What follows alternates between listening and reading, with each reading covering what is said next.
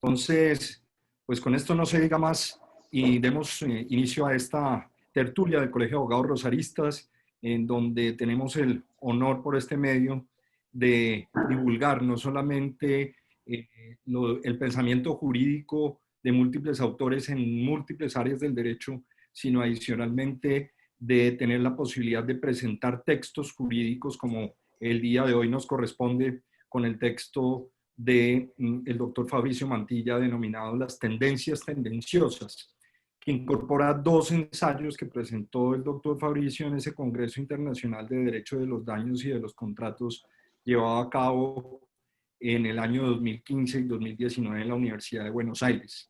Y en la presentación de ese texto que hace muy contundente y acertadamente el doctor Rodrigo Pombo Cajiado y con un prólogo del profesor Sebastián Picasso, pues resultan de importancia estos dos ensayos que presenta sobre dos temas de debate en materia de la teoría del daño. Uno, relacionado con los daños por vulneración de los derechos fundamentales, y si la simple lesión de un derecho fundamental es un daño reparable partiendo de lo que el doctor Fabricio determina como la triste, célebre sentencia del 5 de agosto de 2014 por el nuevo significado que le dio a la expresión daño patrimonial.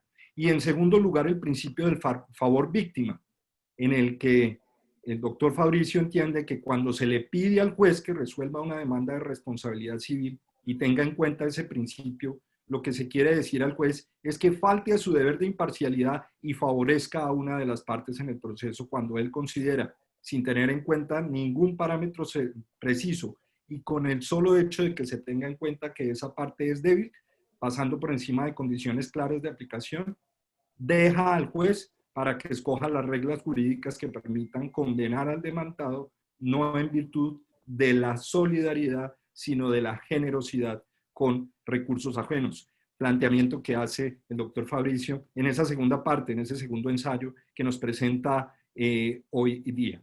Este texto de la editorial jurídica Ibáñez, Tendencias Tendenciosas, pueden adquirirlo ustedes ya en la página del grupo editorial ibáñez.com.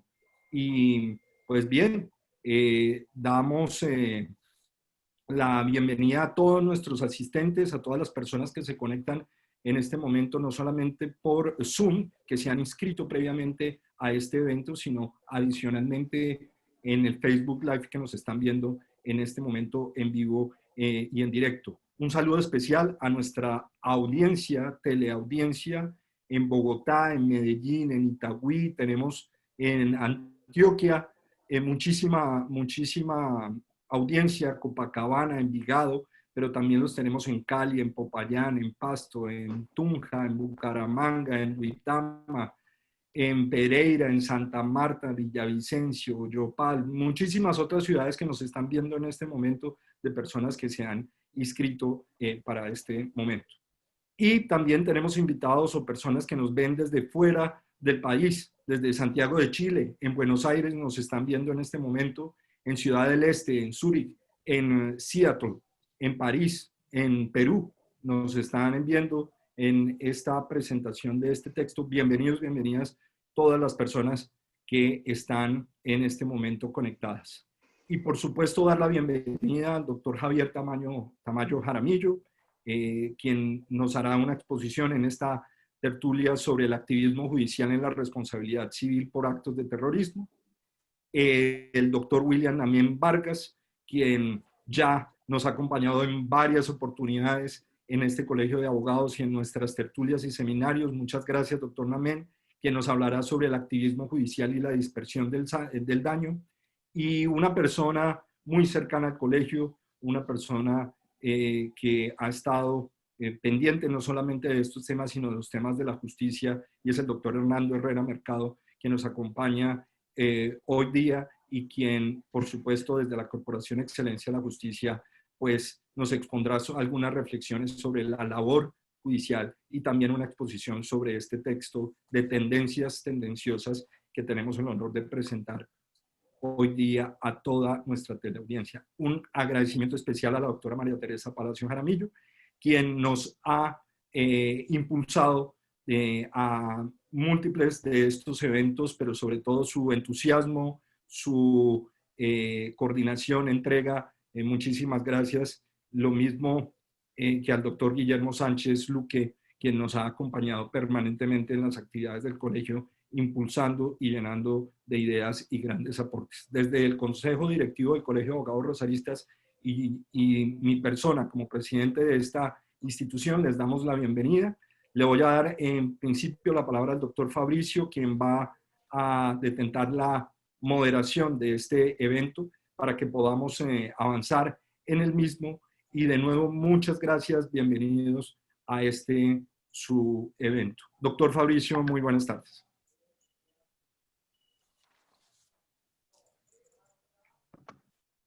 Muchas gracias, Francisco. No podía desbloquear el micrófono. Bueno, buenas tardes a todos. Muchas gracias por la asistencia. La idea es que hoy vamos a debatir, a desarrollar esta tertulia sobre dos temas que se intersecan, el activismo judicial y la responsabilidad civil. Básicamente es una tertulia que se va a desarrollar en dos niveles. Un nivel técnico de unas soluciones que se han presentado en la jurisprudencia colombiana en temas de indemnización de perjuicios y un nivel un poco superior para analizar esta tendencia que se está viviendo en el derecho colombiano del activismo judicial. Básicamente, todos sabemos que el activismo judicial tiene una simplicidad y una complejidad. Una simplicidad en cuanto a los medios. Después de tantos años de ver este fenómeno de activismo judicial, resulta claro que los medios son bastante simples. Es básicamente una intervención del juez a través de un lenguaje que tiene ciertas características. Es un lenguaje vaporoso, es un lenguaje emotivo y es un lenguaje que reivindica una superioridad axiológica y jerárquica. A través de este lenguaje, los jueces logran acceder, logran irrumpir en distintas funciones que están mucho más allá de sus competencias. Y algo complejo, simplicidad y complejidad. La complejidad es respecto de las consecuencias de este activismo judicial. Consecuencias que conciernen a las fuentes del derecho, sobre quién produce las normas y qué clase de normas. Y consecuencias muy complejas respecto de la seguridad jurídica, la previsibilidad que se debe tener, que debe ofrecer un sistema para que los individuos puedan tomar unas decisiones con conocimiento de causa. Y vemos entonces ese nivel superior del activismo judicial y si descendemos un poco para mirar normas específicas más técnicas, vemos que la responsabilidad civil, si bien es cierto, no es la única materia de derecho privado donde se ven estas situaciones, porque se ven en todas las materias, vemos que hay una incidencia bien importante, y es que la responsabilidad civil, el derecho de daños en general, genera o da lugar a ciertas situaciones que generan ciertos sentimientos de empatía hacia las víctimas y en ciertos casos de antipatía respecto de ciertos comportamientos de los que causan los daños. Entonces, si ponemos en una misma situación estos sentimientos de simpatía y de antipatía, este lenguaje vaporoso, emotivo, intolerante que se adopta en las decisiones judiciales, nos damos cuenta de los resultados que nos van a exponer hoy los conferencistas. Básicamente, el doctor Javier Tamayo, el doctor William Namen, el doctor Hernando Herrera, van desde diferentes perspectivas a abordar distintos aspectos puntuales sobre responsabilidad civil y activismo judicial. Y comenzamos con la conferencia del doctor Javier Tamayo, que se intitula El activismo judicial en la responsabilidad civil por actos de terrorismo. Doctor Javier, toda suya la palabra.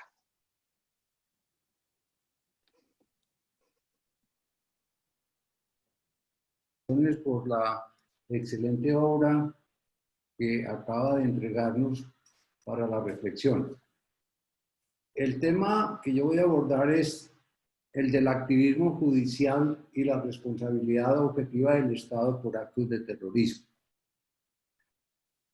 Pido o presento excusas por anticipado a los presentes si en determinados momentos debo leer párrafos que por su complejidad y por ser tan sintéticos dada la brevedad del tiempo, me es imposible exponerlos sin una lectura que me sirva de guía. Arrancamos entonces.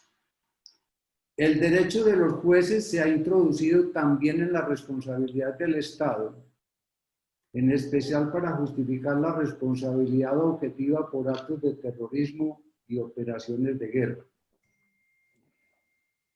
Para lograrlo, el Consejo de Estado acogió con agrado la obligatoriedad del precedente jurisprudencial de las altas cortes, instaurado por la Corte Constitucional. Se violó así el artículo 230 de la Carta, según el cual el juez solo estará sometido al imperio de la ley y tendrá como fuente auxiliar para colmar vacíos e incoherencias la doctrina, la jurisprudencia y la equidad. De esa manera, las altas cortes se convirtieron en poder legislativo, pues sus decisiones basadas en el nuevo derecho dejaron de ser fruto de la interpretación de las normas para convertirse en actos voluntarios obligatorios para todos los jueces, con decisiones contrarias a las normas vigentes y al principio de legalidad.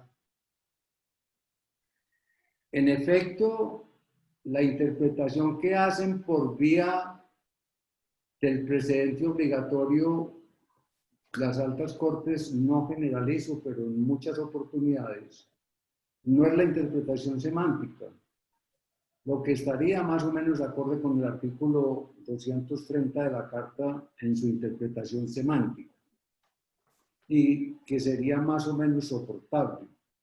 Pero esta vez se trata de la imposición mediante la jurisprudencia de una ideología antirrepublicana con tendencias populistas que desconoce el principio de legalidad y cambia por completo una institución jurídica y legítimamente elaborada e introducen por la puerta de atrás otra institución por entero diferente. En esa forma, la Corte Constitucional rompió todas las amarras que un juez constitucional tiene frente al ordenamiento que está llamado a interpretar y aplicar. Así las cosas, a crear derechos se dijo. Ahora, el derecho de los jueces, y ya entro en materia, desde antes de la Carta del 91, ya había decidido que el Estado respondía en forma objetiva por actos de terrorismo de la subversión con base en la teoría del daño especial. Nada más contrario a derecho que utilizar la teoría del daño especial en hechos ajenos al Estado o en hechos propios del Estado. Basar esa responsabilidad en el daño especial es una aplicación del derecho de los jueces, pues como veremos, esta institución nunca y en ninguna parte del mundo tiene aplicación en los actos de terrorismo, como mostrará a continuación. Esa institución se ideó para otra cosa por entero diferente. Pero como si faltara, después del 91, la tesis de la responsabilidad objetiva del Estado por actos de terrorismo se desarrolló enormemente y para ajustar, el Consejo de Estado agregó varios factores de atribución y fuentes de apoyo adicionales para dar la apariencia de saturación de sus argumentos y blindar en esta forma esa doctrina que por tanto error e incoherencia ya comienza a hacer agua, por lo menos dentro de una sana hermenéutica. En efecto, el Consejo de Estado ha manejado con un desorden doctrinal inconcebible los diferentes pilares en que se apoya esta teoría. Para tal efecto, acude unas veces a la teoría del daño especial, otras veces a la del riesgo excepcional, otras veces nos invoca el derecho internacional humanitario y lo que es más grave, la fundamenta en la solidaridad constitucional de que nos habla el artículo 1 de la Carta Política. Lo dice expresamente, como mostraré más adelante. El problema es que unas veces el Consejo aplica la teoría del daño excepcional por épocas, pero de un momento a otro reaparece la teoría del daño especial. Y de un momento a otro, el Consejo acoge ambos factores de atribución dentro de un mismo proceso. Bien sea dándole la posibilidad que desee el magistrado ponente, bien sea acudiendo a ambos factores de atribución al mismo tiempo, como sucedió en el asunto de Rubén Nogal. Está por más decir que en buen derecho es inconcebible que un daño sea, así sea por actos de terrorismo y sea una responsabilidad objetiva. Al mismo tiempo puede ser un daño especial y puede ser una responsabilidad por cierto excepcional, o se puede fundamentar la responsabilidad en la solidaridad constitucional. Estas son instituciones por entero distintas e incluso excluyentes las unas de las otras. Un buen juez, y así se lo exige el derecho procesal, debe basarse en un solo factor de atribución al momento de aplicar justicia. Veamos ahora someramente los distintos factores de atribución que he mencionado y que son utilizados frecuentemente por el Consejo de Estado. Debo anotar que hay un fallo muy importante porque, por lo bueno y por lo malo, muy importante porque hace un trabajo monumental y tratando de poner orden en la casa, hace un recuento magnífico de toda la evolución e involución de la jurisprudencia del Consejo de Estado en la materia. Y más adelante diré qué es lo que no me gusta de ese fallo. Desde ya manifiesto que hay en ese fallo un valiente salvamento de voto del doctor Guillermo Sánchez Luque, en el que con toda tranquilidad, con toda claridad y en pocos párrafos dice la responsabilidad del Estado por actos de terrorismo, tesis que yo defiendo, solo existe cuando hay una falla del servicio.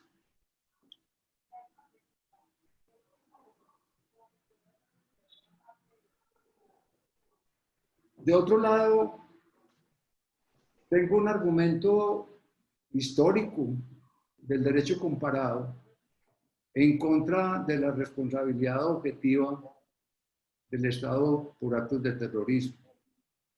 En efecto, el derecho europeo, por lo menos los 4 o 5 ordenamientos jurídicos que yo conozco en esta materia, tienen claro que el Estado jamás responde por los daños causados en operaciones de guerra y los derivados por actos de terrorismo. La soberanía interna y externa es una carga que debe soportar toda la ciudadanía y por lo tanto el Estado no es responsable por esos daños. Ahora, el reproche que le cabe al Consejo de Estado consiste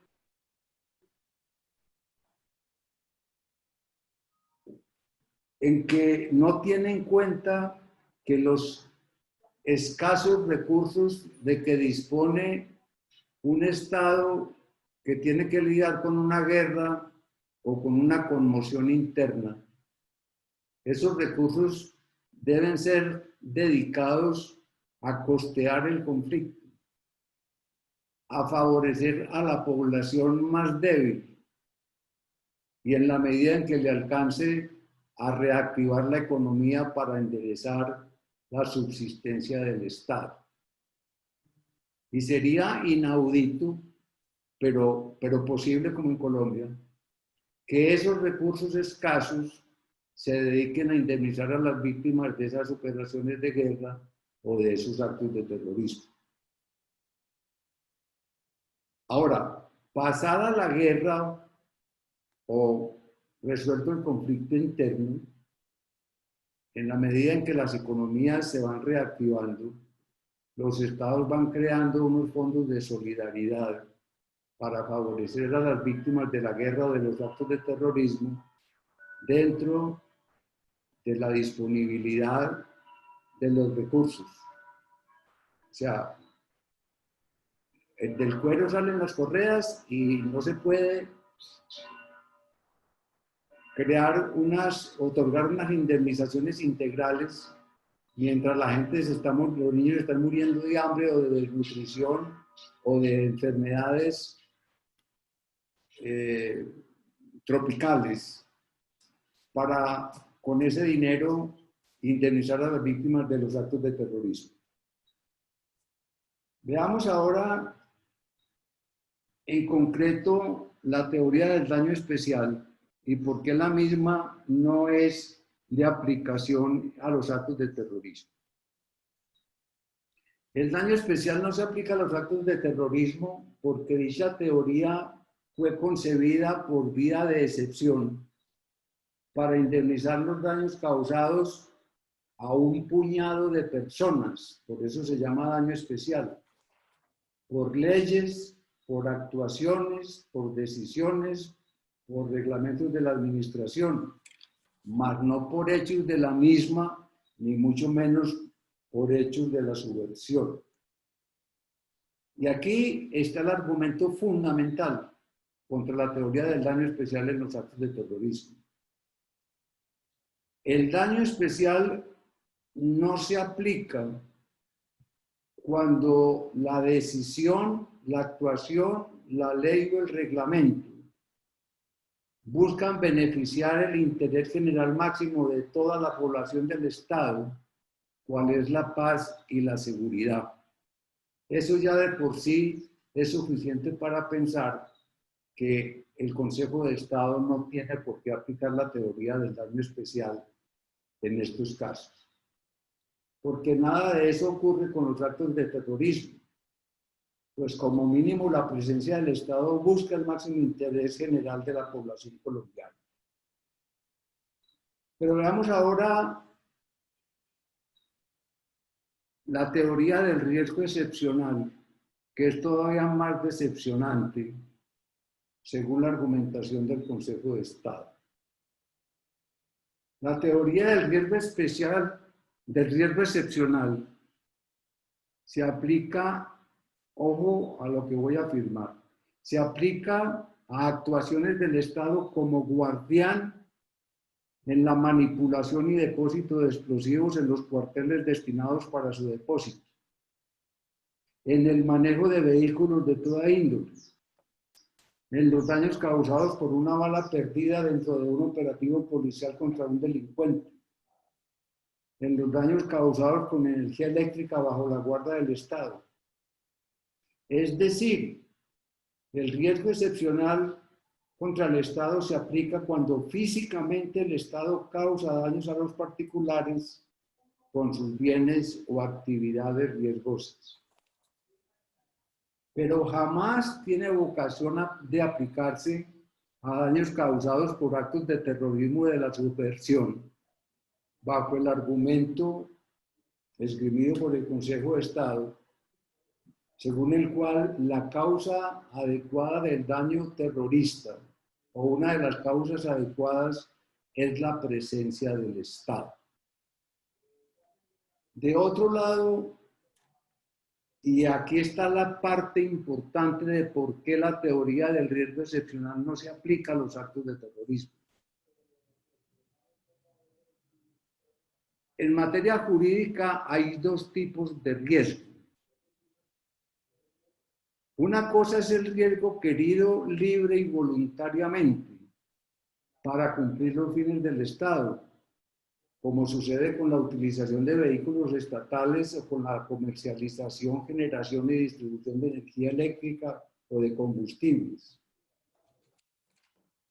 Y lo dicen todos los administrativistas, los españoles, los franceses y los italianos a los que yo tengo acceso, que están de acuerdo en que aún el Estado, cuando se le aplica la teoría del riesgo excepcional, se exonera mediante la prueba de una causa extraña.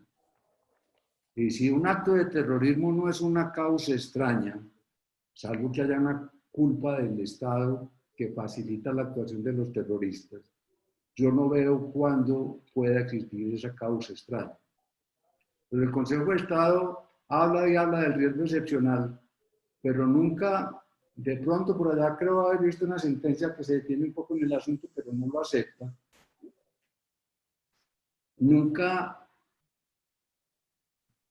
comenta o elimina el argumento según el cual cuando el Estado responde por riesgo excepcional lo exonera una causa extraña. Y no he visto un análisis detallado de la jurisprudencia que diga por qué el acto de terrorismo es o no es una causa extraña. Ahora, otra cosa es el riesgo debido u obligado. Es decir, aquel riesgo que el Estado está obligado a desplegar por un estado de necesidad, como ocurre con la responsabilidad médica del Estado o con la presencia obligatoria y necesaria del Estado para proteger la vida, honra y bienes de la población. En este caso, jamás se aplica la responsabilidad por riesgo excepcional. Entonces, fíjense ustedes que no es lo mismo que yo quiera montar, que yo como Estado quiera montar una empresa de energía eléctrica o un gasoducto o un oleoducto, en cuyo caso estoy creando una actividad riesgosa, y si por el calor o por una falla mecánica explota un gasoducto de esos, es claro que el Estado responde por actividades riesgosas.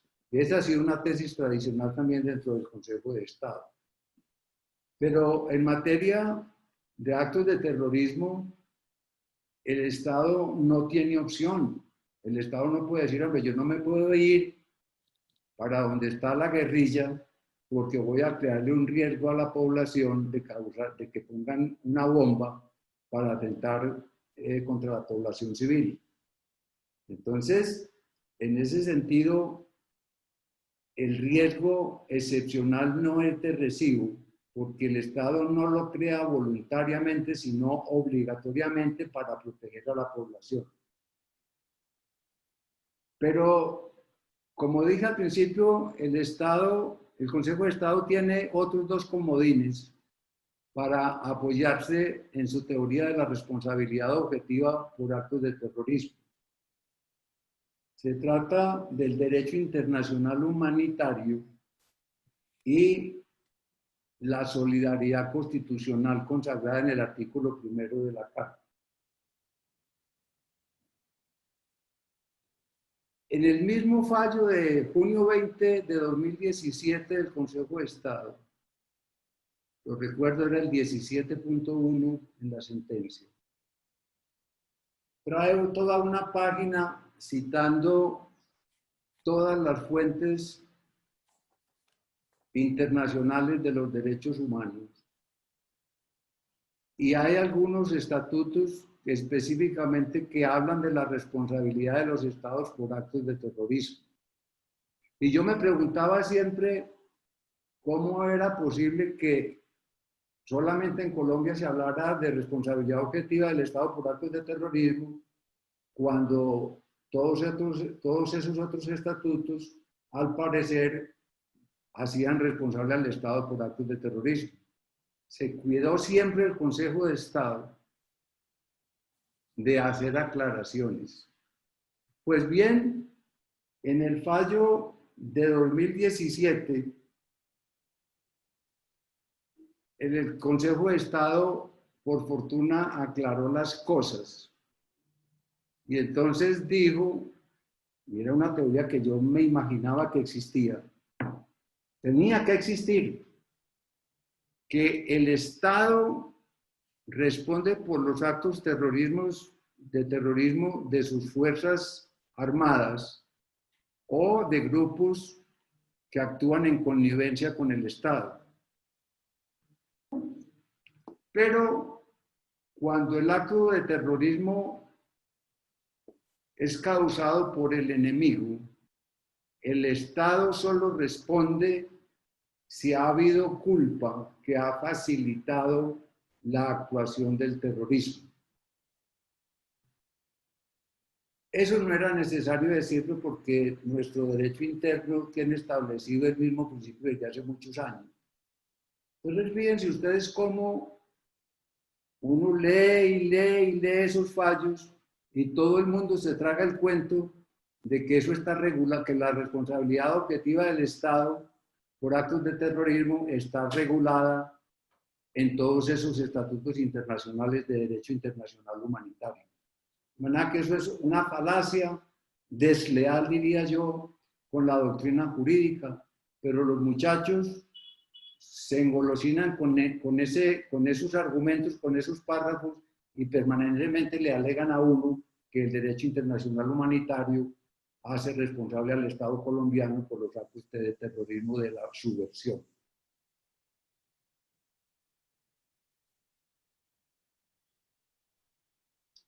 O sea que con esa decisión del Consejo de Estado que reconoció eso en el año 2017, ese punto de apoyo se derrumba como un castillo de naipes. Veamos ahora la solidaridad basada en la Carta Política. Esta sí es la tapa. Por lo siguiente.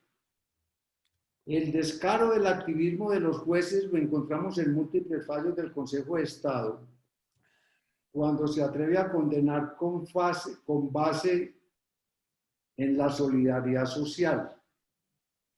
Y lo grave es que según esos fallos, la fuente de la responsabilidad en ese caso es el artículo 1 de la Carta, según el cual Colombia es un Estado social de derecho y por lo tanto es un Estado solidario que debe socorrer a todos los individuos en estado de pobreza por actos de terrorismo de la subversión. Es absolutamente increíble que el Consejo de Estado invoque la solidaridad constitucional, que es un principio de optimización que el Estado debe desarrollar en la medida de sus posibilidades. Y otra cosa es convertirlo como factor de atribución en la responsabilidad del Estado. Veamos en ese sentido los considerandos de un fallo del Consejo de Estado del 3 de mayo de 2007 con ponencia del consejero Enrique Gil Botero, un brillante y exitoso abogado antes y después de su estadía en el Consejo de Estado. Ese fallo al respecto afirma lo siguiente y leo despacio. Y entonces aquí me acuerdo de las palabras que acabaron de mencionar en el sentido de que el lenguaje que se utiliza es un lenguaje casi que melódico, con una carga emotiva e ideológica brutal. Dice el Consejo de Estado, esta reparación igualitaria en cuanto a responsabilidad del Estado es reforzada en su razón de ser por la solidaridad, valor que debe animar el actuar del Estado colombiano, no solo por su calidad de social y por ende redistributivo, sino además porque el constituyente ratificó ese carácter al consagrar en el artículo primero a la solidaridad como uno de los valores fundantes del Estado. Y oigan esto, para el caso O sea, para aplicar esa solidaridad, no resulta relevante el hecho de que la granada con la que mataron a la víctima fuera lanzada por los sujetos al margen de la ley y no por los mismos miembros de la Policía Nacional. De tal magnitud sería el activismo judicial en relación con la solidaridad como fuente de la responsabilidad por actos de terrorismo, que la sentencia del mismo Consejo de Estado de junio 20 de 2017 condenó categóricamente esa solución. Yo me puse feliz y creo que como a todos nos ha pasado cuando estamos encarretados estudiando un tema, logramos encontrar una jurisprudencia que avala nuestro punto de vista o incluso que lo condena. Es agradable encontrar jurisprudencias que se refieran al tema de estudio. Pues bien, lo bueno es imposible, pues el mismo fallo de 20 de junio de 2017 consideró que los fondos de garantías para reparar los daños por actos de terrorismo eran muy pequeños monetariamente. Y en tal virtud exhortó al Congreso y al Gobierno a legislar e implementar fondos de garantía, óiganme esto, para reparar integralmente a las víctimas de los actos de terrorismo, desconociendo así el derecho de configuración de la ley que en principio pertenece soberanamente al legislador. Pura demagogia y puro activismo judicial condenar al Estado por actos de terrorismo de la subversión con base en el principio de solidaridad establecido en el artículo 1 de la Carta Política. Pero ahí no para la incoherencia del Consejo de Estado, porque es que esa jurisprudencia va y viene y llevamos 36 años con esa teoría y no hay dos fallos iguales. Y cada magistrado de esa tendencia que entra al Consejo de Estado cobra su cuota de originalidad y empieza a revolver unas materias con otras, lo digo con el mayor respeto, sin una mayor fundamentación sobre la materia.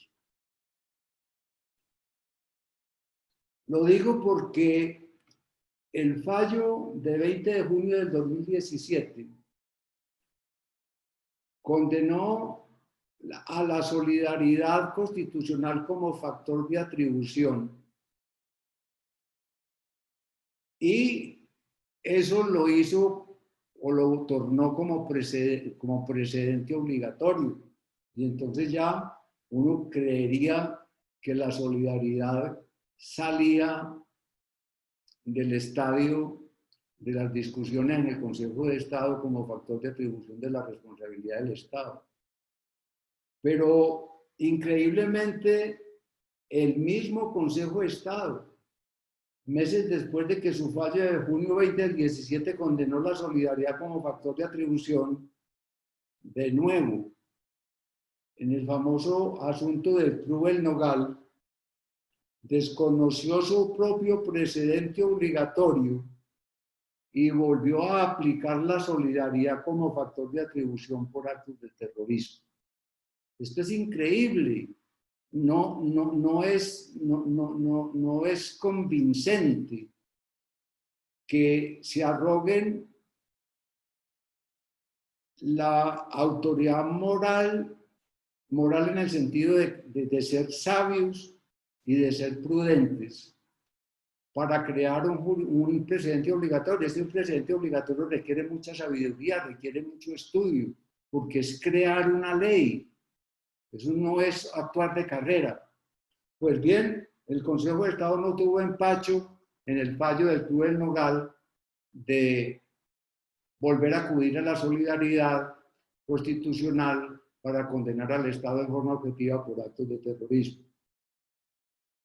Tan grave fue el asunto que en una sentencia de tutela de la Corte Constitucional del 26 de agosto del 2020, de la cual no conocemos sino el comunicado número 35, condenó severamente la utilización de la solidaridad estatal para con las víctimas de los actos de terrorismo y reenvió el expediente al Consejo de Estado. Y el reproche que le hizo fue que si ya la solidaridad estaba condenada por el mismo Consejo de Estado, era inconcebible que ahora, meses después, la volviera a incluir como factor de atribución. Me voy a abstener de leer el considerando de la Corte Constitucional en ese sentido. Para concluir, tengo que decir que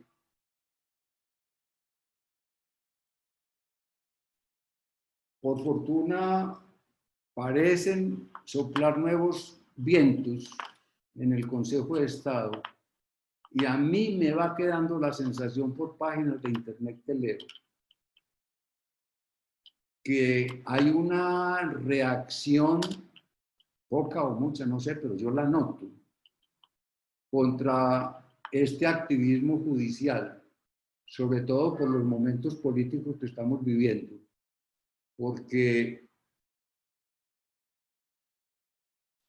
hay magistrados y consejeros que tienen una marcada vocación ideológico-política. Lo digo claramente, con tendencias de izquierda, para poner al Estado a indemnizar. Es como si el Estado fuera un bandido rico y enemigo al que hay que arruinar a como dé lugar.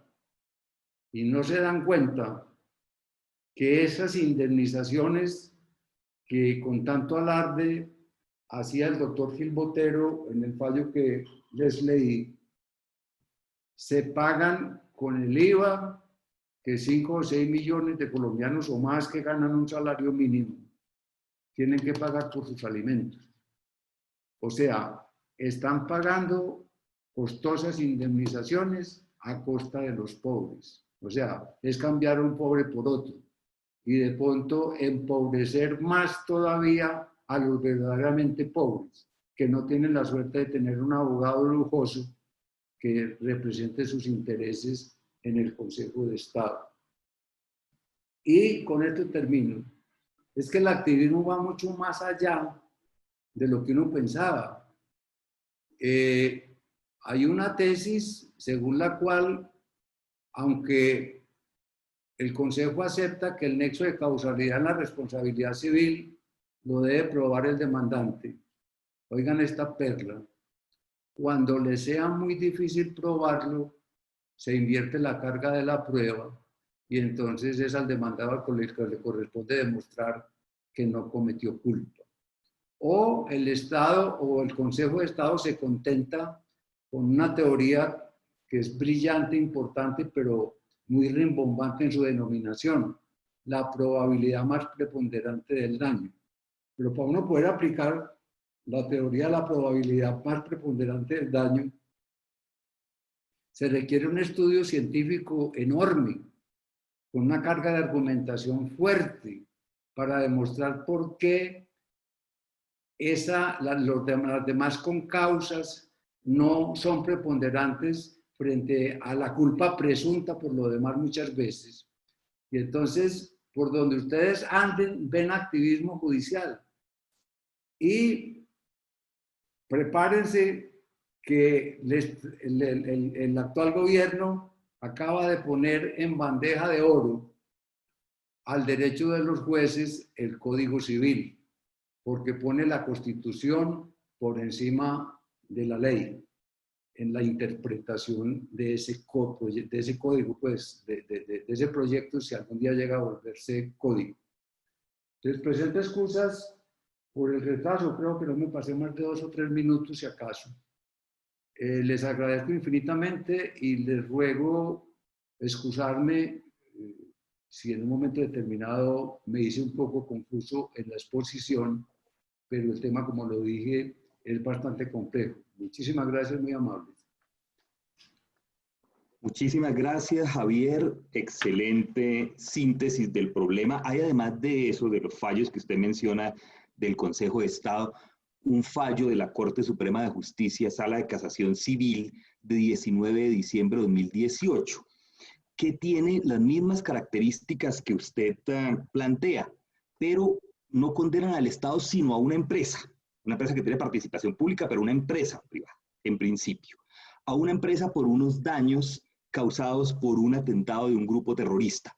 Entonces vemos que no es solamente esa tendencia, no se ve solamente en el Consejo de Estado, también en la Corte Suprema. Es un problema de una magnitud enorme. Muchísimas gracias.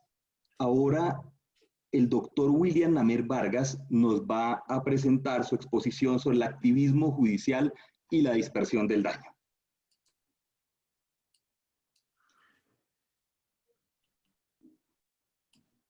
Doctor, venga. Buenas tardes a todos ustedes. Muchas gracias, doctor Fabricio Mantilla, doctor Francisco Boada, presidente del Colegio de Abogados Rosaristas. Muy amables por su invitación. Estoy muy complacido de compartir con el doctor Javier Tamayo Jaramillo, el doctor Hernando Herrera y por supuesto con todos ustedes que me están escuchando en este instante. Lo primero a plantear es la noción de activismo judicial. Y evidentemente es esta una expresión unívoca. Si la miramos en un sentido estrictamente peyorativo, desde un punto de vista trivial, naturalmente podemos decir que es un afán de figuración o de dirección, de control o de imposición del activista.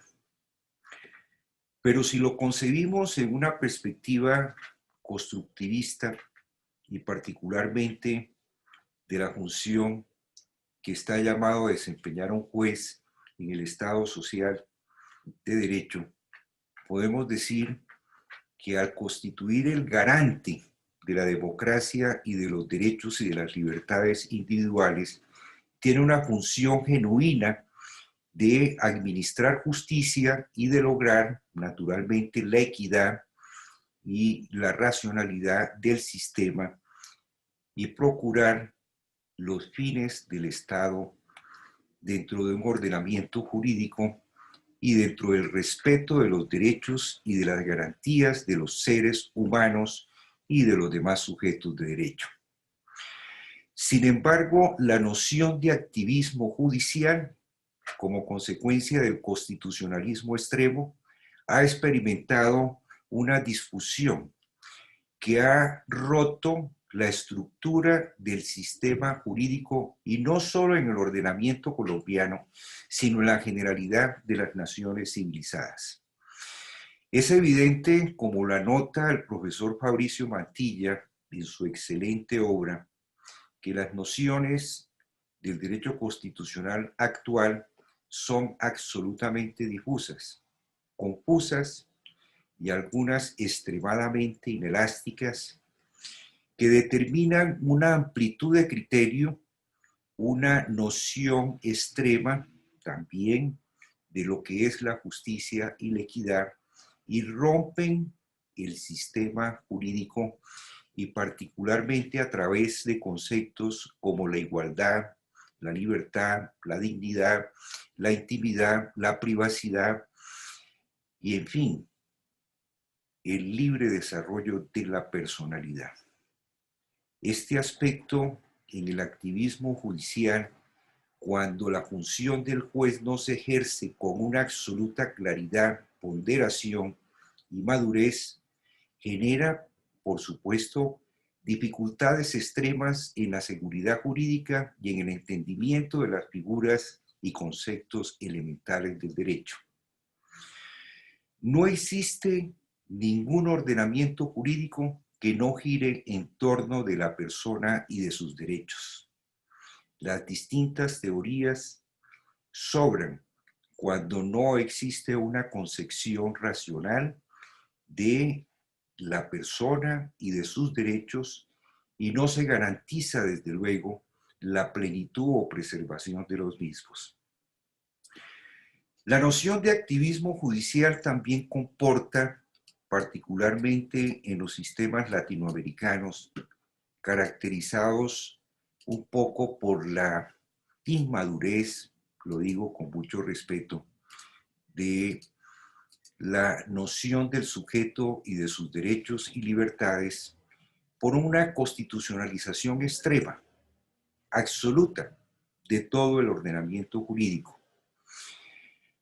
Naturalmente, por un activismo judicial extremo, sin ninguna consideración de la división de los poderes y una proliferación de fallos que, sobre pretexto del logro de esas funciones del Estado, distorsionan el sistema jurídico y generan antinomias e incoherencias y consecuentemente desnaturalizan los conceptos que tradicionalmente garantizan la certidumbre y seguridad y en consecuencia el respeto de los derechos y garantías individuales.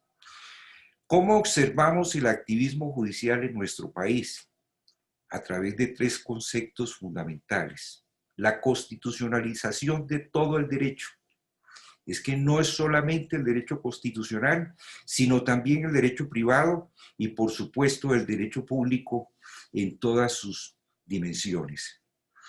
En segundo término, a través de la proliferación de sentencias que son realmente dicotómicas de las nociones estructurales del derecho, y en tercer término, lo digo también con mucho respeto, a través de la judicialización de la política. Porque a través de nociones que son etéreas e inelásticas y que no constituyen ciertamente una invención o novedad, sino que están depuradas desde épocas pretéritas de la humanidad, como es la libertad, la dignidad, la intimidad, la plenitud de los derechos del ser humano en general, se inspiran corrientes diversas sobre lo que es la justicia, sobre lo que es la equidad y sobre lo que son las nociones que desarrollan cada uno de estos conceptos. Fíjense ustedes, y es la importancia de la obra que de una manera sucinta presenta el profesor Mantilla, que a través de las nociones de la solidaridad, de los derechos fundamentales, de las libertades individuales, la noción de la obligación, del negocio jurídico, del contrato y de la responsabilidad, se impacta a través de perspectivas morales o políticas que son respetables, pero que no son adecuadas para garantizar la certidumbre del derecho y del sistema jurídico. Dentro de esta misma perspectiva, el doctor Fabricio Mantilla, en su obra, trata de una manera muy precisa la problemática en dos campos específicos. En primer lugar, lo que se ha solido ahora denominar como lesión a derechos fundamentales. El daño concebido desde la perspectiva del quebranto de un derecho de especial relevancia constitucional. La sentencia del 5 de agosto de 2014 realmente es una sentencia que introduce una distorsión de la noción de daño y dispersa completamente. Y también lo digo con el mayor respeto porque el Consejo de Estado habla de los derechos o de la lesión o del daño a los derechos convencional o constitucionalmente protegidos, incluso con anterioridad a la sentencia del 5 de agosto de 2014. Entendido, desde luego, como aquellos derechos que están reconocidos en la Constitución política de una manera particular o en los tratados o convenios internacionales. Y la gran pregunta es si existe en el orden jurídico algún derecho que no tenga una protección constitucional y en su caso, por su importancia, a través del derecho internacional y específicamente del derecho humanitario. En mi opinión, no existe ningún derecho que no tenga una protección constitucional y de acuerdo con su trascendencia y connotación en la sociedad, un desarrollo en el derecho internacional, porque concierne desde luego al ser humano, al ámbito en que se desarrolla y a la importancia que tiene la preservación del ser humano en general en las naciones civilizadas. Derechos constitucionalmente protegidos son todos. Derechos que conciernen no solo a la persona, sino también a su patrimonio o a su esfera o integridad personal, física, intelectual, psíquica, en general. Derechos protegidos convencionalmente de la misma manera la libertad, la dignidad, la intimidad, la privacidad, en fin. En primer término debe destacarse, y es la gran connotación que tiene el escrito y la investigación del profesor Mantilla, que todos los derechos tienen una protección constitucional y naturalmente un desarrollo normativo, pero sobre pretexto de la consagración de unos principios y lineamientos constitucionales, no se puede desvertebrar nociones elementales en el área del derecho de las obligaciones, en particular del deber de prestación, en el área del negocio jurídico y del contrato, específicamente en tratándose de la fuerza obligatoria del contrato o de los aspectos que eventualmente pueden atenuar o conducir a su terminación o conclusión, y menos en el área del derecho de la responsabilidad. Existe bajo esta conceptualización una dispersión del concepto de daño. También hay que decirlo, la doctrina ha contribuido un poco, o tal vez más, a esta dispersión. Daño desde el punto de vista material, desde el punto de vista inmaterial, daño desde el punto de vista patrimonial, no patrimonial, daño desde el punto de vista de la persona, daño desde el punto de vista de la salud, de la integridad psicosomática, daño biológico, en fin, la nomenclatura es bastante extensa. Y la pregunta es si esa tradición escolástica contribuye a precisar la noción de daño y cuál es el efecto que puede tener cuando aún existen discusiones en la ubicación desde el punto de vista patrimonial o no patrimonial de determinados conceptos. Nosotros creemos firmemente que el derecho de la responsabilidad y específicamente el daño y las modalidades de reparación deben ser simples y elementales, sin tanta teoría, sin tanto desarrollo que conduce a su dispersión y naturalmente a la negación de las funciones de la responsabilidad. Creemos que la responsabilidad simplemente consiste en el deber de reparar, resarcir o restituir el daño, es decir, el quebranto que se causa a un interés jurídicamente protegido por el ordenamiento jurídico. Cualquiera que sea su naturaleza, cualquiera que sea la norma que protege, sea de naturaleza constitucional o de naturaleza inferior, partiendo naturalmente que la Constitución política constituye la regla fundamental y disciplina no solo la estructura del Estado, sino el reconocimiento de sus funciones y de la persona como centro motriz de todo el ordenamiento jurídico. El segundo aspecto que plantea también el profesor Mantilla concierne al favor víctima. Ahí plantea una tesis naturalmente bastante exigente sobre el particular para denotar cómo el activismo judicial en la interpretación del concepto del factor víctima débil ha desnaturalizado también la concepción de la responsabilidad no solo en su concepto, sino en su estructura y en los alcances del deber de reparación.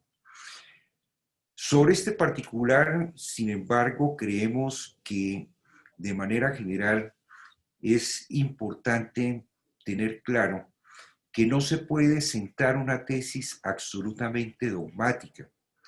El derecho no puede obedecer a un dogma.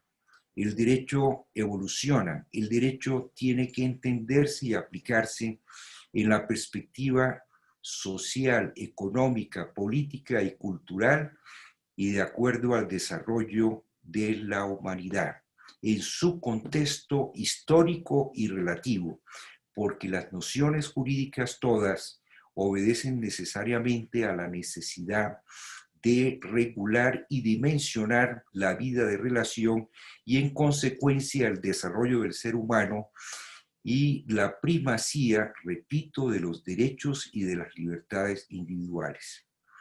De manera general, lo que podemos indicar es que el desarrollo jurisprudencial en Colombia, y me refiero con el mayor respeto porque tengo un profundo respeto por las altas cortes y por las decisiones judiciales, está impregnado en este momento de nociones que atentan completamente contra esas concepciones del derecho y contra los derechos y las libertades individuales.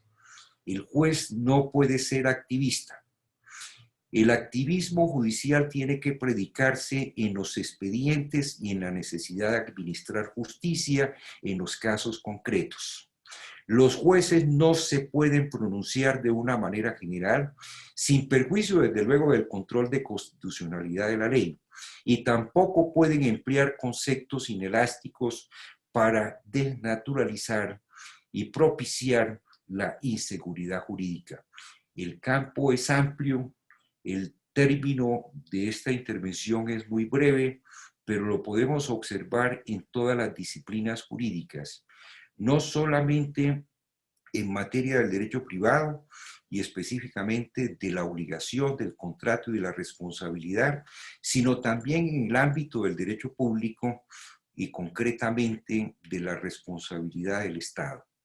Y también, desde luego, en el ámbito del derecho laboral. Creemos que es indispensable reflexionar de una manera muy clara y transparente sobre las nociones y sobre la función que el juez está llamado a desempeñar en la sociedad.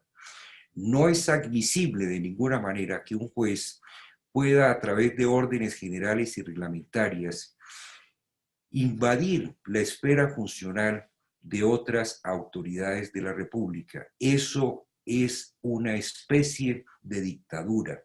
El gobierno de los jueces existe, pero existe en los casos particulares y concretos dentro de una indiscutible finalidad o directriz de corrección y de certeza o certidumbre de los derechos. Muchas gracias a ustedes, espero no haberme pasado del tiempo, es un tema muy interesante, es un tema que el doctor Mantilla aborda de una manera muy transparente, supremamente contundente y sucinta en estos dos escritos que debo, por supuesto, destacar y congratularlo por este aporte importante para llamar la atención sobre la función que debe desempeñar el juez y sobre la necesidad de respetar y acatar los conceptos tradicionales del derecho y concretamente de la responsabilidad. Muchas gracias. Muchísimas gracias, estimado William, por sus precisiones que comparto completamente. Ahora el doctor Hernando Herrera Mercado nos hará unas reflexiones sobre la labor judicial y una pequeña presentación del libro Tendencias Tendenciosas, 2 ensayos sobre responsabilidad civil. Doctor Herrera, es suya la palabra.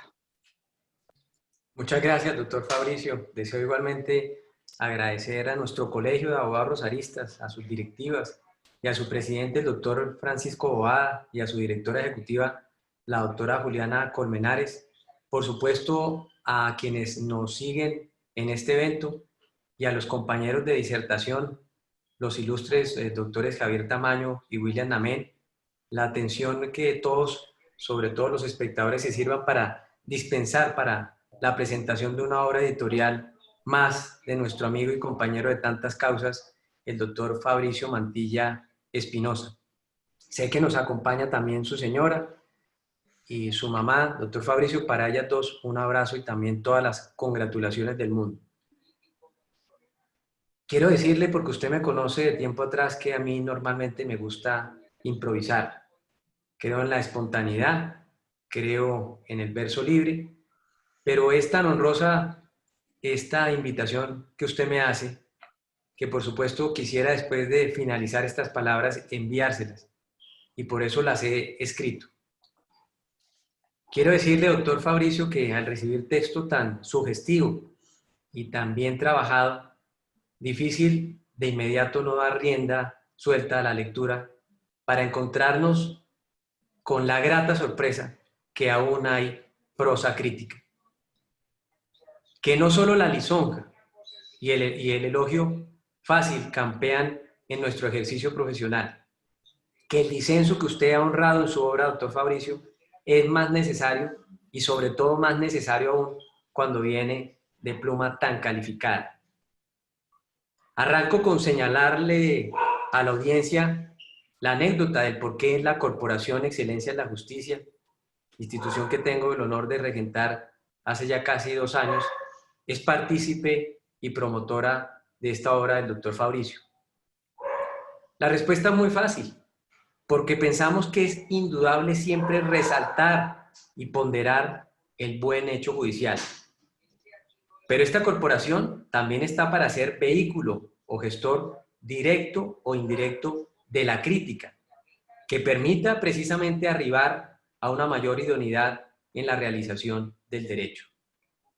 Me habrán ustedes escuchado, apreciados amigos y amigas, en escenarios ellos todos distintos, llenarme de regocijo por la debida actuación judicial, por la actuación transparente, esa que se desprende de magistrados que en el ejercicio de su función la desempeñan con hidalguía, con coherencia y con pulcritud, como bien se desprende de los 2 estogados que aquí nos acompañan, los doctores Tamayo y Namén, personas ciertamente reconocidas por toda la comunidad jurídica por una brillante e independiente gesta jurisdiccional.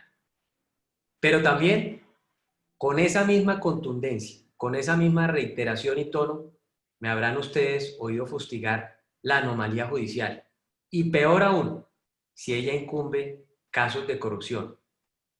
Pero desde luego, si de lo que se trata es de analizar la jurisprudencia, el enriquecer el debate se hace, como usted bien lo señala en su obra, doctor Fabricio, tarea fundamental. Es por eso que su obra nos seduce profundamente y también nos llena de beneplácito esa crítica constructiva que conlleva a una necesaria reflexión sobre un mejor quehacer judicial. Su obra, profesor Mantilla, es a la vez, permítame decirlo, provocadora y convocadora. Me explico. Provocadora porque reta el intelecto. Convocadora porque nos conduce a la reflexión doctrinal. Y ello se hace con contundencia en sus líneas, pero además con un requisito y gran valía que sus amigos y cercanos le reconocemos: su humildad. Y esa humildad está pintada gráficamente en una de las tapas de la carátula de la obra, que se observa precisamente en una caricatura muy bien diseñada. Y me llamó poderosamente la atención porque es ese fiel reflejo vivencial suyo, de trazo recio como su carácter y convicción de ideas, de una sola línea, porque así también es usted, doctor Fabricio, como todo buen santanderiano, sin doblez alguna, libre pensador absoluto, sin acomodos doctrinarios, lo que hoy en día tanto abunda y sin duda es una de las pestes que se traga la humanidad entera, como bien se lo oía decir siendo director de la Corte Arbitral a quien fue mi presidente de esa corte, al doctor Fernando Inestrosa. El derecho y la jurisprudencia no son tareas menores de la gesta humana, y por eso revisarlas, analizarlas y cuestionarlas es imperativo. Desde los albores de la civilización, los códigos, entendidos como compendios de buen hecho social, político, institucional, han conducido a la humanidad por todos los vericuetos de la historia.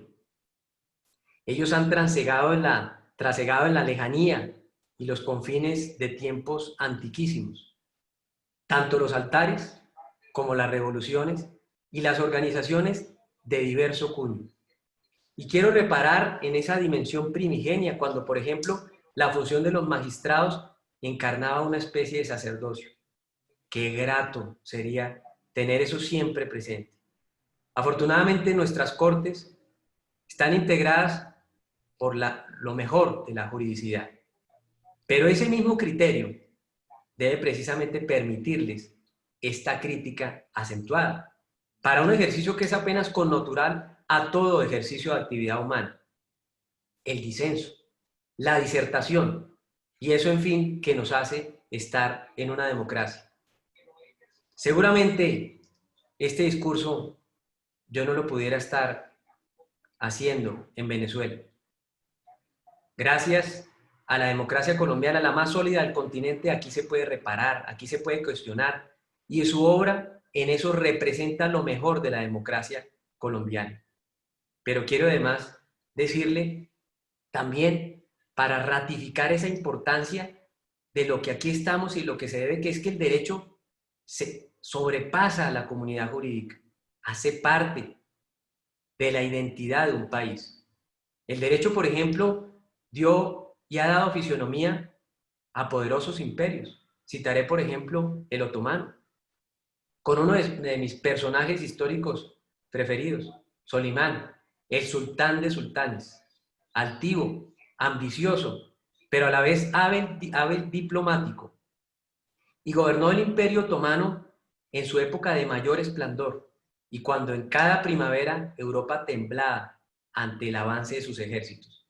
Pero también creó un marco legal que unía la chairía y el código otomano bajo la previsión fundamental que la determinación de los jueces incluso obligaban al gobernante.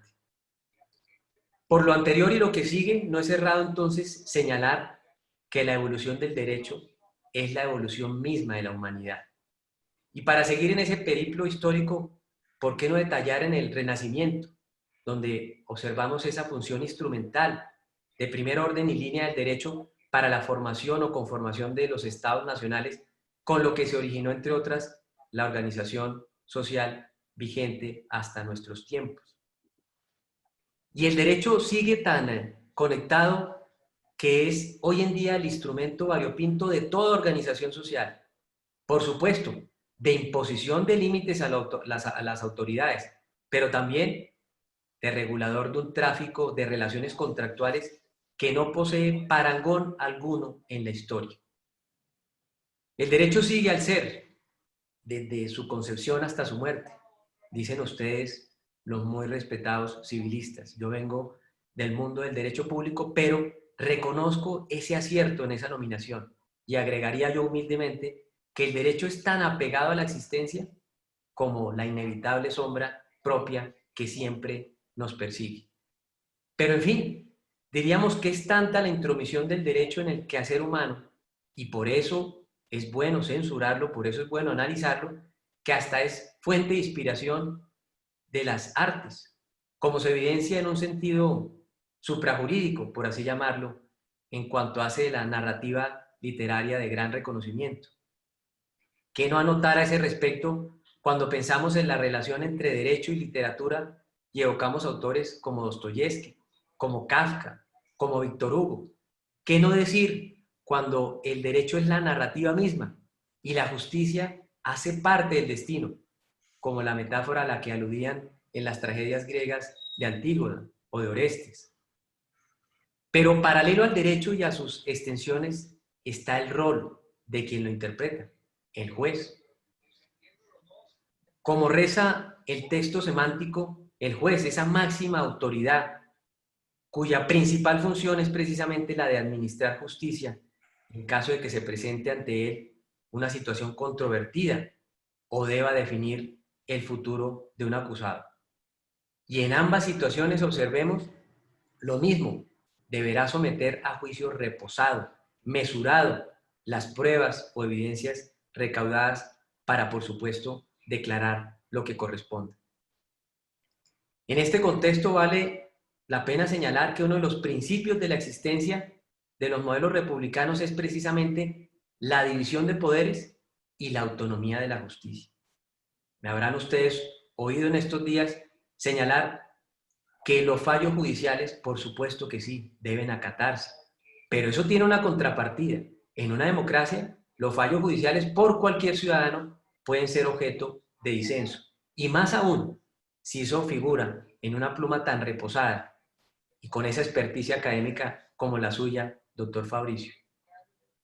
Más allá de su esencia, eso sí debemos decir, ya podemos superar eso que antes se le oyó decir a Montesquieu, que decía que el juez era la boca de la ley. Pero hoy en día se entiende también, a veces con exceso, a veces con mesura, que el juez ejerce un necesario contrapeso en el ejercicio del poder de las otras funciones del Estado. Pero yo quiero reiterar hoy la visión del juez como ese actor protagónico, indispensable del sistema de justicia. Y al que le concurre entonces hacerlo de manera imparcial, pronta e integral. Porque es por ese camino fundamental que tal actuación del juez se reivindica como gran perito en la ciencia jurídica. Y también tiene como correlativo que está llamado a trascender para remarcar, y por qué no decirlo, para vindicar la institucionalidad. Y es que la función judicial es tan importante que me pregunto yo, ¿para qué concitar la bula institucional? ¿Para qué ejercer la función jurisdiccional más allá del límite de competencia que debe enmarcar toda potestad estatal? ¿Quién es el juez de los jueces? ¿Acaso entonces para imponerle esos límites que son absolutamente necesarios? Porque el exceso de poder de una rama del poder público equivale a usurpar las funciones que los otros tienen, como bien señalaba el doctor Namén. Y es por eso que dentro de esa también alusión que hacía el doctor Tamayo, diría yo que toda sentencia no entraña un acto propio, encarna y debe encarnar la justicia misma y en general. Y por eso es ante todo un acto de mesura. Bajo esa previsión, el juez sí tiene quien lo ronde. Al juez lo debe rondar el derecho y no el derecho someterse al capricho del juez.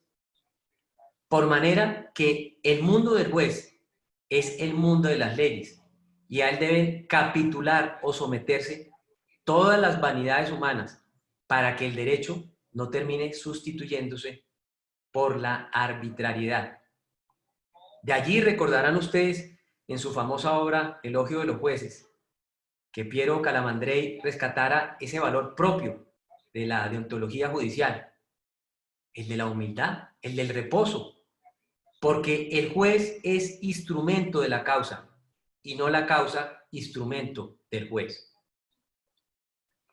Y esto nos permite arribar a la aplicación razonable del derecho y de la interpretación prudente del mismo, para que precisamente la jurisprudencia cumpla fielmente con un oficio que lo tengo por sagrado, ser fuente creadora de derecho sin necesidad de instar al personalismo. Y ahora me pregunto como reflexión, si la jurisprudencia sirve al derecho y no a quien lo produce, ¿no es acaso ya el momento de una vez por todas de eliminar de tajo la publicidad del ponente, tradición fatua y perniciosa de nuestro sistema judicial? Las sentencias deberían estar suscritas por el órgano, colegiado, sala, sección, tribunal, por todo lo que la discute, con independencia de que al interior exista un ponente. Qué tanto daño que nos ha hecho, cuando a veces incluso Vimos sobre todo en la primera promoción de magistrados de la Corte Constitucional, magistrados haciendo campaña política con fallos judiciales. Absolutamente despreciable. A mí también me parece sugestivo lo que decía el doctor Tamayo. A mí también me gusta hablar en ese tono, ¿cierto? Porque la certeza y la coherencia es lo que finalmente puede hacer distinguir el que piensa igual a nosotros o al que piensa distinto. Yo respeto más al que piensa de manera distinta al suscrito que al que piensa como yo lo hago. Pero por eso es mi recto entendimiento, sobre todo en un acto tan importante como este, no perder esa honestidad que tanto nos caracteriza. Pero ahora bien, con independencia del carácter que se le siga a la jurisprudencia, imperativa, en el caso del precedente, o de transformación o de fuente del derecho, como toda obra humana, es susceptible de crítica o de disenso. Y ello me permite otra vez, afortunadamente, retomar el cauce de la obra que estamos presentando hoy. Enlazo, pues, lo antes dicho, para aterrizar en el valioso texto que el doctor Fabricio Mantilla, abogado de su muy querida Universidad de Rosario, docente reconocido y árbitro y tratadista excelso, nos pone de presente. Y esas últimas dos condiciones quiero resaltarlas, porque es que me constan de primera mano. Tengo el privilegio que me ha brindado la vida, doctor Fabricio, de haber sido su compañero en ambos escenarios, como coárbitro y como coeditor. Y esa es una de las preseas que cargo de manera honrosa en esa chalequilla que de pronto nos puede dar la vida para ejercer el derecho con personas decentes, probas y transparentes. Doctor Fabricio, al decir no menos de otro distinguido doctrinante que prologa la obra, el doctor Sebastián Picasso, en sus dos muy bien trabajadas monografías se ambienta una crítica necesaria, forzosamente necesaria al texto jurisprudencial. Y el título, ya lo dijimos antes para otro párrafo, es también provocador y convocador. Tendencias tendenciosas, dos ensayos sobre responsabilidad civil. Y retomando por eso a Picasso, esta obra es una crítica radical, como debe ser, y demoledora. Y es una obra que nos mantiene alerta, estimula nuestro espíritu crítico y nos preserva del letargo y el aburrimiento que supone el repetir lo ya conocido. Nos pone de presente, Fabricio, usted, a los derechos del hombre de los que hablaba Baudelaire, el derecho al desorden y el derecho a marcharse. Y usted añade uno nuevo, el derecho a la crítica. Y ese sí que es un derecho fundamental. La crítica es fundamental en el ámbito de cualquier ciencia. ¿Qué más decir que en el derecho? Para precisamente la construcción de certezas. Y mucho hace usted, doctor Mantilla, con estos dos ensayos, como pensamiento razonado y formalizado, y como forma de conocer, con una visión integral, la jurisprudencia en tópicos tan importantes y ligados precisamente a la responsabilidad civil. La crítica, no nos quepa la menor duda, ha sido fundamental en el quehacer humano, y más aún en la transformación del derecho, y está relacionada con dos propósitos que me parecen todavía mucho más sugestivos. No pecar por ingenuidad o por excesiva credulidad. La ausencia de crítica, por el contrario, es la forma más rápida de inducir al error, pues lleva a construir certezas falsas y complacientes. En muchos casos, también se lo vi a otro gran jurista, antes citaba al maestro Inestrosa, ahora citaré al doctor Jaime Vidal Perdomo, con quien tuve el honor de trabajar durante 7 años como profesor auxiliar en la cátedra universitaria, y señalaba con mucha razón el doctor Jaime que a gran falta nos hacen hombres así, que la adquisición de la certeza, ¿cierto? En este es un proceso hegeliano, permanente, y eso equivale a la construcción de un conocimiento en todo predictible. En otras circunstancias, señalaba el doctor Vidal, no es posible lograr ninguna certeza sobre la imposibilidad de no poder plantear, si así se quisiera, cuestiones ellas distintas. Pero sus presentes textos, doctor Fabricio, enriquecen el debate y sin duda, como todas sus obras, me consta también, serán fuente fundamental de estudio y análisis. En ellos, usted ha precisado los contornos de hechos jurídicos debatidos con enorme disciplina, lo que será apreciado porque para ello se requiere de un ejercicio crítico e interpretativo de la mayor importancia dentro del derecho. Me permito una vez más retomar su estudio para ratificar lo importante de desterrar la idea de un concepto uniforme, único del derecho, llevando por el contrario la jurisprudencia que se torne en objeto de disenso, para reafirmarla, claro que sí, o para cambiarla, pero en todo caso, a fin de que se cuente con una sólida formación axiológica que le permita orientar su ruta hacia una justicia más eficaz. Desde luego quiero involucrarme también, por lo dicho por los ilustres exmagistrados Tamayo y Namén que me han antecedido en el uso de la palabra. Dos fenómenos considero como ellos son perjudiciales para el quehacer judicial, tanto la sujeción a otro poder, es decir, no las cortes sino las cortesanas, como el llamado activismo judicial. Un juez servil, humillado, es el espectáculo más degradante que puede contemplarse. Es un ejemplo que no se le puede ofrecer a la democracia. Pero vergonzoso es también para un juez el obviar a la justicia, apartándose del camino del puro derecho para sustituirlo por una razón ideológica. Hasta este momento, interviene en este acto en calidad de director de la Corporación Excelencia en la Justicia. Ahora hablará el compañero coeditor, junto con el doctor Fabricio, de la primera enciclopedia arbitral, Arbitraje 360 grados, para agradecerle, doctor Mantilla, el honor que usted me ha dado. Viene a mi memoria ese episodio que revela la cultura mexicana del encuentro entre don Agustín Lara y don Pedro Vargas. Evento donde surgió la frase mítica que se le sirviera a Vargas como muletilla. En una de sus tandas, Lara le dijo a Vargas que le daba licencia para cantar una de sus composiciones más preciadas, María Bonita, a lo que Vargas respondió con esa frase inmortal, muy agradecido y muy agradecido. Trayendo a colación ese dicho, le agradezco infinitamente, Fabricio, su deferencia y por sobre todo, ponernos de presente una obra en todo revolucionaria y que hace del buen tono de las obras imprescindibles. Muchas gracias. Muchísimas gracias, doctor Herrera, realmente por sus generosas y amables palabras.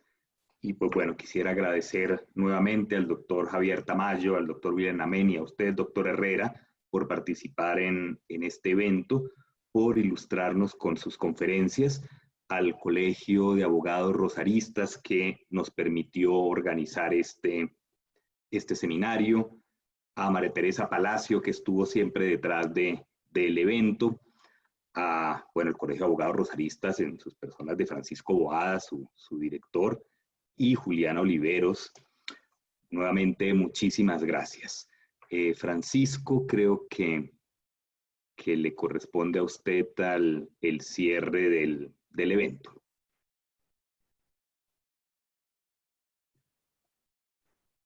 Muchas gracias, Fabricio. Gracias a todos los asistentes, al doctor Tamayo, al doctor Namén, al doctor Herrera. Es un honor tenerlos acá en este escenario del Colegio de Abogados Rosaristas y es un honor también pues haber tenido la oportunidad de ser el escenario de lanzamiento de este texto que sin duda pues todos debemos tener en nuestra biblioteca en estos debates que, como bien lo han sentado cada uno de los conferencistas, pues son debates que en el mundo jurídico pues hoy están en boga y estos debates pues nos llevan precisamente a estos planteamientos que están muy bien delineados en estos dos ensayos.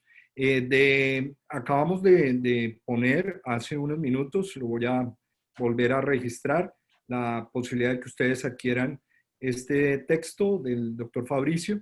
Allí está Ustedes pueden tomar una impresión de la pantalla, una fotografía de la pantalla para que puedan tener en sus manos este texto que se ha presentado el día de hoy.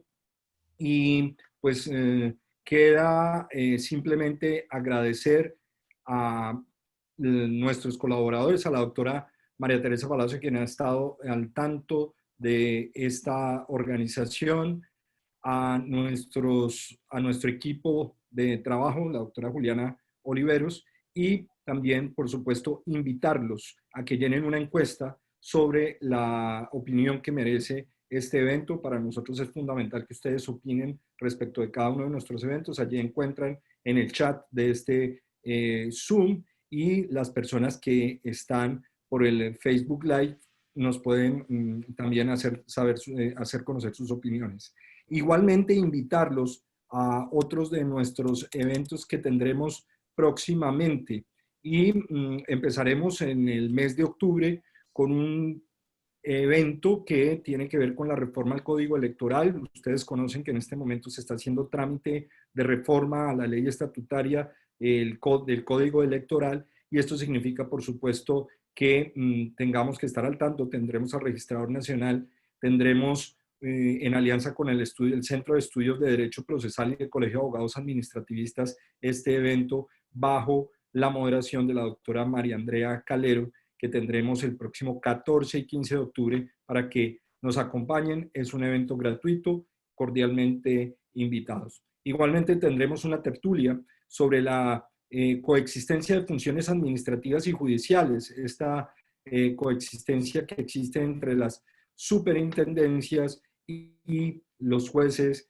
En esa coexistencia va a ser analizada desde distintas aristas, desde las superintendencias, desde la misma rama judicial, para que podamos tener esa tertulia, quien tendrá la coordinación del doctor Carlos Perilla. También tendremos una tertulia sobre qué hacer con una gran idea de negocio. Es una tertulia que vamos a enfocar desde el punto de vista empresarial. El doctor Lisandro Peñanosa y la doctora Natalia Vega nos acompañarán en esa tertulia del 22 de octubre para que ustedes puedan estar pendientes y se inscriban. Y también tendremos un seminario de 26 al 30 de octubre sobre contratos virtuales. Ustedes saben que en esta virtualidad que estamos hoy es importante, por supuesto, concentrarnos en estas alternativas, y específicamente en estas alternativas contractuales, y tanto el doctor Daniel Peña Valenzuela como el doctor Lisandro Peñanosa nos acompañan en la coordinación de este seminario para todos ustedes. Esta es la programación del mes de octubre. Tendremos una programación también muy nutrida para el mes de noviembre y diciembre que estamos diseñando para ustedes, por eso la importancia de que llenen la encuesta. De nuevo, muchísimas gracias a todos ustedes. Una feliz noche. Esperamos que estén todos muy bien desde sus espacios, su reintegración, algunos con espacios de trabajo, otros no desde sus casas, pero que gocen de buena salud y que por supuesto nos sigan acompañando desde las distintas partes del mundo que nos están acompañando actualmente, y de las distintas partes de Colombia. Es un honor contar con ustedes como asistentes. Mil gracias, doctor Fabricio, felicitaciones, gracias por este texto, y bueno, no queda más que despedirnos y vernos en nuestro siguiente evento. Doctor Herrera, doctor Namen, doctor Tamayo, muy buenas noches, muchísimas gracias. Doctora María Teresa Palacio, muchas gracias y muy buena noche. Doctor Fabricio, feliz noche. Muchas gracias a todos. Muchas gracias. Hasta luego. Hasta luego. Buenas noches, un abrazo grande para todos. Muchas gracias. Dios.